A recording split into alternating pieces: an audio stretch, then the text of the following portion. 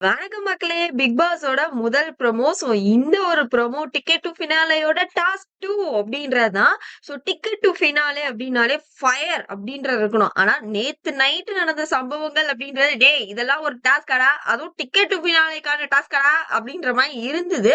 But அது ஒரு பக்கம் இருந்தாலும் மார்னிங்கே ஃபயரான இன்சிடென்ட் வந்து நடந்திருக்கு அப்படின்னே சொல்லலாம். ஆமாங்க, பிக் பாஸ் வீட்டுக்குள்ள அடுத்ததா ஒரு ஆளுக்கு அடிபட்டிருக்கு அப்படின்ற விஷயங்கள் தான். பட் டாஸ்க் என்ன அப்படின்னு சொல்லி பாத்தீங்கன்னா, அங்க அவங்களோட போஸ்டர்ஸ் போடப்பட்டிருக்கு. சோ ஓடி போய் யாரு முதல்ல யாரோட போஸ்டர் எடுத்துட்டு வந்து இந்த பக்கம் ஒரு பெல்லோ ஒரு சுத்தியலோ வச்சிருக்காங்க. யார் அத அடிக்கிறாங்களோ அங்க வந்து ஒரு நெருப்பு குழி மாதிரி ஒண்ணு கிரியேட் பண்ணிருக்காங்க. அதுல போய் அவங்க போட்டோவ காரணத்தோட சொல்லி எரிச்சுட்டு அவங்க அந்த கேம விட்டு விலக்கணும் அப்படின்றதான்.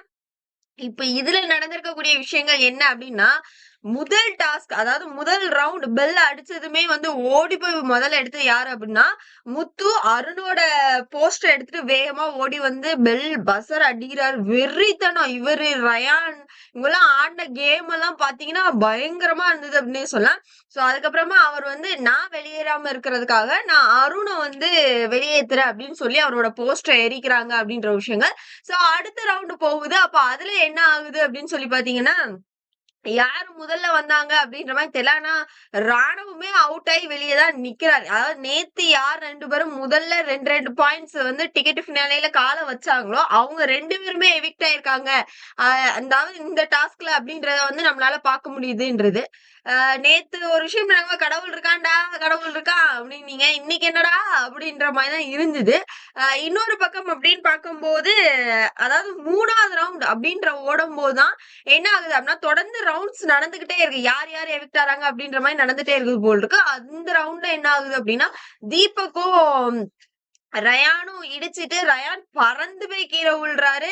இந்த பக்கம் சௌந்தர்யா வலிக்கு கீழே விழுந்து, அந்த பக்கம் அருண் கீழே விழுந்து, வெறித்தனமான ஒரு ஆட்டம் அப்படின்றத தாண்டி, ஏன்னா அது தரை வந்து தண்ணியால நனைஞ்சிருக்கு மழையில. அப்ப கேம் வைக்கும்போது கொஞ்சம் யோசித்து வச்சிருந்துக்கலாம் அப்படின்ற மாதிரி தான் இருந்தது. ஆனா எல்லாருக்குமே அடிதான் இந்த டாஸ்க்ல. அதையும் நம்மளால பார்க்க முடியுது. இப்ப என்ன ஆகுது அப்படின்னா, ரயான் வந்து கால உடைச்சுக்கிட்டாருன்னு நினைக்கிறேன்.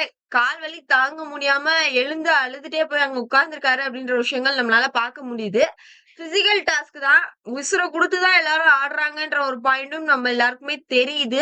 பட் இருந்தாலும் அந்த டைமிங்ல நமக்கு காமிச்ச போஸ்டர் யாரோடது அப்படின்னு பாத்தீங்கன்னா, முத்துவோட போஸ்டர் தான். அந்த அடிக்கப்பட்டுட்டு வைக்கப்பட்டிருக்கு. அதாவது 3வது ரவுண்ட்ல ஒருவேளை முத்து எவிக்ட் ஆயிருக்கான வாய்ப்புகள் இருக்குது. ஏன்னா அவரோட போஸ்டர் தான் அதுல இருந்ததுன்றத நம்மளால கிளியரா பார்க்க முடியுது. இன்னொரு பக்கம் தீபக்கு காட்டி ஆல்ரெடி அவருக்கு கால்ல வந்து அடிபட்டிருக்குன்ற ஒரு விஷயங்கள்.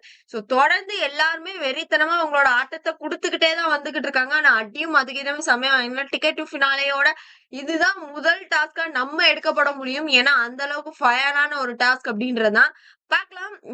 எல்லாருமே அவங்களோட ஃபுல் எஃபோர்ட் போட்டிருக்காங்க. யாரு இன்னைக்கான டாஸ்க்ல வந்து பாயிண்ட்ஸ் எடுத்து அவங்களோட பாயிண்ட்ஸ் அதுல பதிவு பண்றாங்க அப்படின்னு தெரிஞ்சுக்கிறதுக்கு ரொம்பவே ஆர்வமா இருக்கு அப்படின்றதான். இதை பத்தின அவங்களோட ஒப்பீனியன்ஸ் என்ன அப்படின்றத கமெண்ட் செக்ஷன்ல கொடுத்துருங்க.